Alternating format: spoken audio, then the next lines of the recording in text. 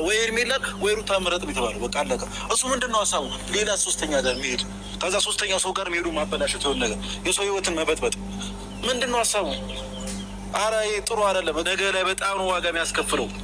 ሰላም ጤና ይስጥልኝ። ቪዲዮ የተከበራችሁ ቤተሰቦች እንዴት ናችሁ? እንግዲህ ዛሬ ላይም እንደቀጠለ ነው ቤተሰብ ማለት ነው። ዛሬ አንዳንድ ጊዜ ሰዎች ጥሩ ነገር ሲሰሩ ማድነቅ ግዴታ ነው፣ መጥፎ ነገር ሲሰሩ ደግሞ መጣል ግዴታ ነው ማለት ነው። ስለዚህ ኤፍሬም ዛሬ በተናገረው ነገር ሊጨበጨብለት ይገባል። ገብቶታል ብዬ ነው ማስበውና ምንድን ያለው እንግዲህ በሴቶች ህይወት ነገ ጠዋት ዋጋ ያስከፍለዋል። ይሄ ልጅ ነገ ያድግና አባቴ ይሄ ነው ወይ ይላል። ስለዚህ ለልጁ ጥሩ ነገር ማሳየት አለበት። እንዴት ነው ሁለት ሴት ትቶ ሶስተኛ ሴት ጋር የሚሄደው ነው ያለው።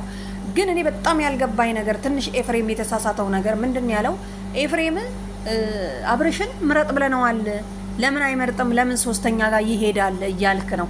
እቃ ናቸው ወይ ኤፍሬም ሩታና ሄርሜላ እቃ ናቸው ወይ? እሱ ማን ነው ስልጣን የሰጠው የሴቶች መረጥ?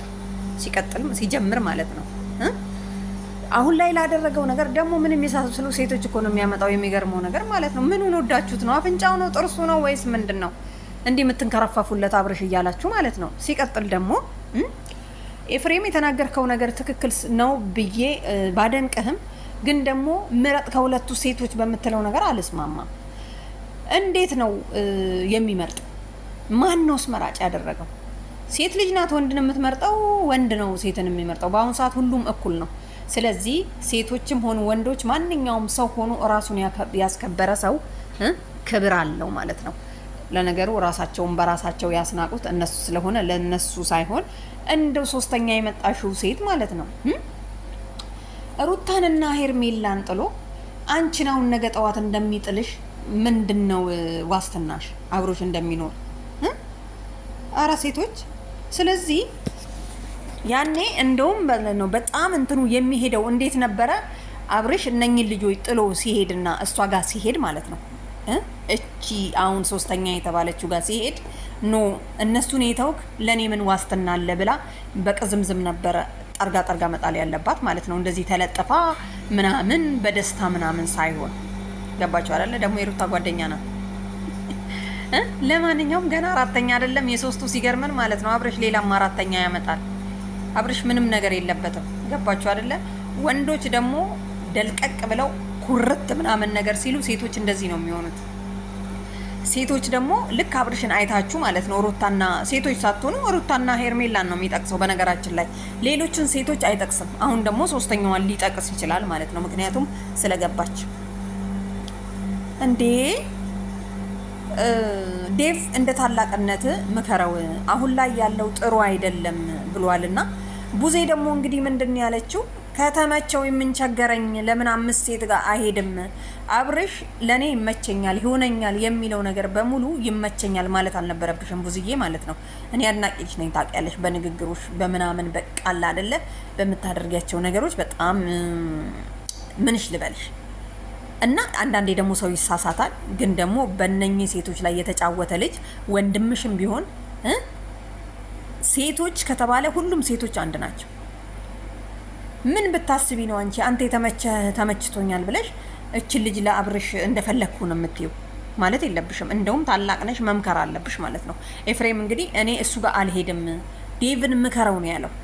ምከረው እምቢ ካለ ደግሞ መከራ ይምከረው እንደሚል ነው ሂሳቡ ማለት ነውና እንደው ሶስተኛ ሴት አብርሽዬ ብለሽ ተለጥፈሽ የመጣሽው ግን በጣም የሚገርም ነው። ኤፊሽው እኮ ነው ምን እንዳለ ታውቃላችሁ? ዋው መቀመጫዋ በጣም ነው የሚያምረው፣ እንደኔ እሱም መቀመጫ ነው የሚወደው አለ። አያችኋል? ወንዶች ሆነው በትንሽ ነገር ይታለላሉ ሴቶች ላይ ባዩት ነገር። አሁን ደግሞ የመጣው ትንሽዬ ነገር ወንዶች ላይ እኛ ሴቶች ስናይ በትንሽ ነገር እንታለላለን ማለት ነው። ግን አብርሽ የሚያታልል አይመስለኝም። ሩታ እንኳን ስለወለደችለት ሚስቴ ናት ባሌ ነው ልጄ ጋር አብሮ ይኖር ብላ ነው የምትንገላጣው። ሄርሚ ግን እንዲህ ለፍቅር መስዋዕትነት ይሄን ያህል ከከፈልሽ ሰው እኮ ብሎ ይቆርጥለታል። በቃ ከዛ በኋላ አይኑን አይደለም እሱ የሄደበት መንገድ አይደለም እሱ ያለበት ሰፈር ራሱ አይደርስም ማለት ነው። ስለዚህ እኔም ምረጠኝ፣ እኔ እሻልሃለሁ፣ ማን ነው የሚሻልህ በልና እኔንም ከሆነ ሩታንም። አሁን እኮ ሩታና እንትና ተስማምተዋል። ሩታና ሄርሜላ አንድ ቤት ቢገቡ ጥሩ ነው። ገባችሁ አይደል? ስለዚህ ለሶስተኛ ሰው አስረክበዋል። ሶስተኛቷ እንግዲህ በአብርሽን በደንብ ተንከባከቢና ወደ አራተኛው እስከሚሄድ እንግዲህ ምንም ማድረግ አንችልም እኛ እና ኤፍሬም የዛሬው መልእክት በጣም ጥሩ ነው፣ ቀጥልበት። ምክንያቱም በፊትም ያው ብዙ ጊዜ ተሳስተሃል። ሄርሜላ ላይ የምታደርገው አድራጎት የምታደርገው በቀል ለወንድም አግዘህ እንዳልሆነ እሷን ፈልገህ እንደሆነ ምናምን ነገርና በዛን ሰዓት ጥሩ አይደለም ኤፍሬም እየሰራ ያለው ብለናል ብዙዎቻችን ማለት ነው። ገባ? ስለዚህ ዛሬ ላይ ደግሞ አብርሽ እንዲህ አይነት ነገር መስራት የለበትም በሴቶች እህቶች ላይ ብለክ ለሴቶች የምትቆም ከሆነ ደግሞ እኛ እንደግፋለን። እኛ ሴቶች ማለት ነው። እኛ ሴቶች ዴቭ ከማንም ጋር ይሁን ይመቸዋል። ቡዜማ በቃ ሁለቱንም ካልፈለክ አንተ የተመቸክ ይመቸኛል ብላ ቃል በቃል ተናግራለች ማለት ነውና ደግሞ እኔ የሚገርመኝ እኮ አብርሽ ላይ እንደዚህ ልጥፍ ምናምን ነገር መባሉ ነው የሚገርመኝ ማለት ነው። ትላንትና መተሽ በእውነት ይደብራል። ግን እናንተ ግን ተሰብስባችሁ ምናምን ማለት ነው። እኔ የምመክራችሁ ሁላችሁ እንዴት ነው ይህንን ድራማ በጥሩ ነገር ማለት መጨረሻው እንዲያምር የምናደርገው በምንድን ነው ብላችሁ መግባባት አለባችሁ። ሁላችሁ ተሰብሰቡና እስቲ አድርጉት። መጨረሻው የሆነ ላይ መደምደሚያ ላይ ስትገቡ ማለት ነው ትምህርት ሰጥቶ ማለፍ አለበት። አሁን ግን መዘጋት ነበረበት። አሁን እንደ አዲስ ተከፈተ ማለት ነው።